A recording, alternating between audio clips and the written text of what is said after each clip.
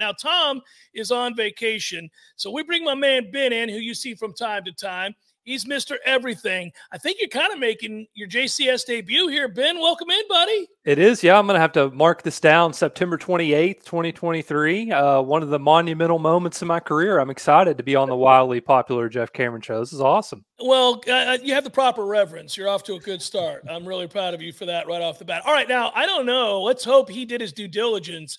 If you're going to make your guest appearance, your first appearance on the show, I hope you're prepared. Did Tom Lang, the esteemed producer that is Tom Lang, send you the proper red zone questions to posit to me?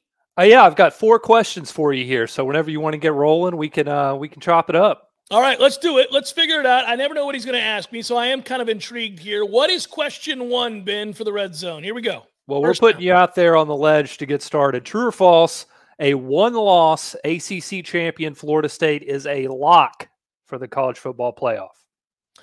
I'm going to say false. And the reason that I'm going to say false is you have a lot of like teams, and it seems to me that Florida State just got done winning a game on the road against Clemson that wasn't all that well thought of. In fact, Florida State has the 2 best wins in the country, and they sit at number 5.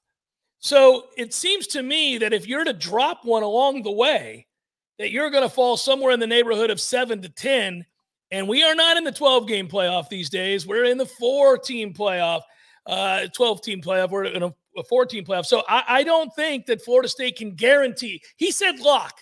So I don't think it's a lock. Do I think Florida State could be one of the 1-loss teams that makes the college football playoff? I do. It depends on who you lose to, when you lose to them, and what that final score is. If you were to lose a road game or by 3, say at Pitt, and then you dominated the other games and you have the wins under your belt against Clemson and also LSU. Also, don't forget this, guys. We become, as Florida State fans, some of the biggest fans of both LSU and Clemson now the rest of the way. Every time LSU plays, Ben, I got to tell you, I'm rooting for them, and I don't care about LSU one way or the other, but I have to root for them. When they were on the ropes last week against Arkansas, I was a little nervous. You don't need LSU going out here losing 4 or 5 times. And Clemson already has 2 losses, albeit one of them to us. You don't need them going out there and losing 2 or 3 more times. Don't let this loss to Florida State become 2 losses by going on the road and losing to Syracuse, which has been a nightmare place for Clemson to play. We need those teams to continue to play well, and then Florida State's resume is only strengthened. So on first down, I like the question, but I'm here to say that 11-1 is not a lock to go to the college football playoff, although it's also not guaranteed that you'd be excluded from the college football playoff. Next, second down, what do we got? All right, another true or false question for you. Defensive coordinator Adam Fuller has done a good job this year. True or false? Wow, that is an awesome question. You have stumped me. You have stumped me, Tom Lang. I like the question. Ben, I didn't expect that one. I'm torn on this, guys. I am torn on this. I am just as frustrated as everybody else with the way that games start for this defense. They have had a real hard time coming out the gates and becoming the team that we see they are after they adjust at halftime. You feel like at some point, if you continue to come out and allow opposing quarterbacks to have their best game against you, which is what happened with Boston College, which is what just happened last weekend at Clemson, it's frustrating. It's very frustrating. You feel like that'll catch up to you at some point and you'll lose a football game. There will be a total that you can't come back from, or there will be a backbreaking play that you can't come back from. That said, and while he's done a poor job with that, Florida State does stop the run very well. They've been very good in red zone defense. And I think they may have just uncovered who they are after this last game, after these last 2 games, which is a very aggressive defense that should play man and get after the quarterback. You look at the pressure rate from the first half to the second half last weekend. They went from 10% pressure rate in the first half to over 40%. And I'm talking about called blitzes, called pressures. That is a more effective use of our personnel. So I guess to some degree I would say no, he has not, because you can come out the gates looking like this, but it hasn't been a total flop. I guess I'm fence sitting here. I'll say no with the caveat that I think he is going to do a good job the rest of the way. We'll see if we can get off the field on third down. I like that. That was a good question. What is third down?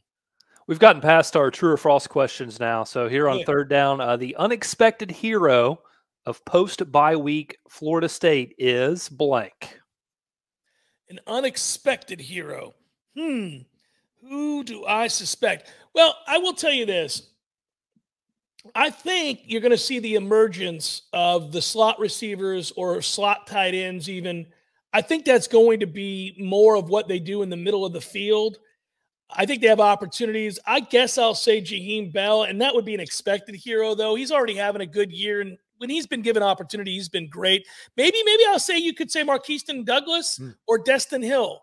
One of these guys who's going to man that role and have an opportunity to start really contributing in the passing game in the way of receptions.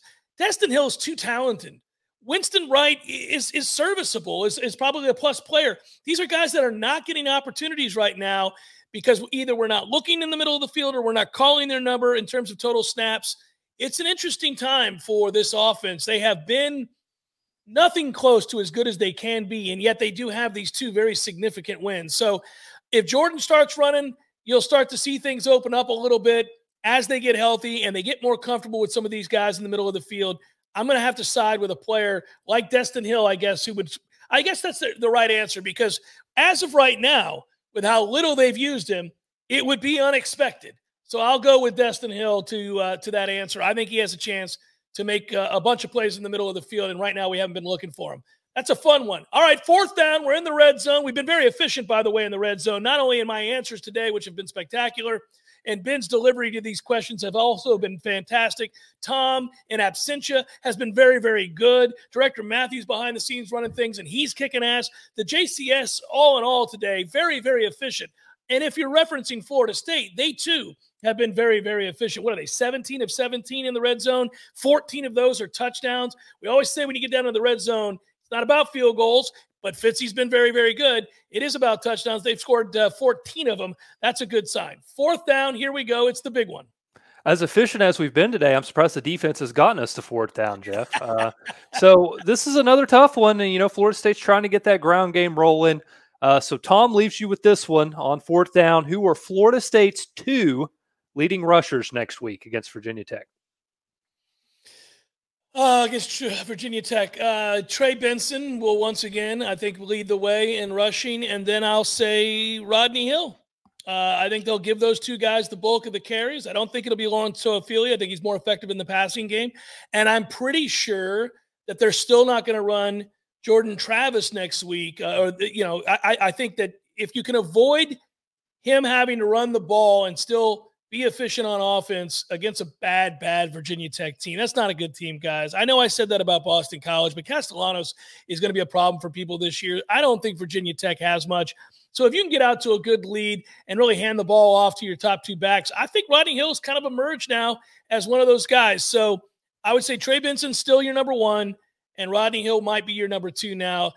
In time, Jordan Travis will be the answer to that question. I think he's going to start running more once they get him healthy.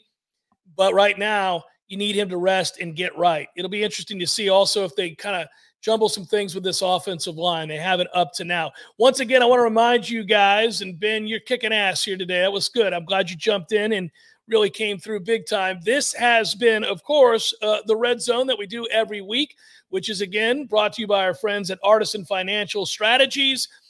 Want to learn more about what they do? I know we have fun in this segment, but it's an important part of your life, making sure that your finances are in order, making sure that you've appropriately allocated these finances for your future. Go check out NoleRetirement.com. That's all one word, NoleRetirement.com. That's it, Ben. You did good, buddy. You can wipe yourself out of here. That's a good debut. I'm proud of you. Well done, sir. We might even have you back someday. It's Jeff Cameron Show, 93.3 Real Talk Radio, Warchant TV.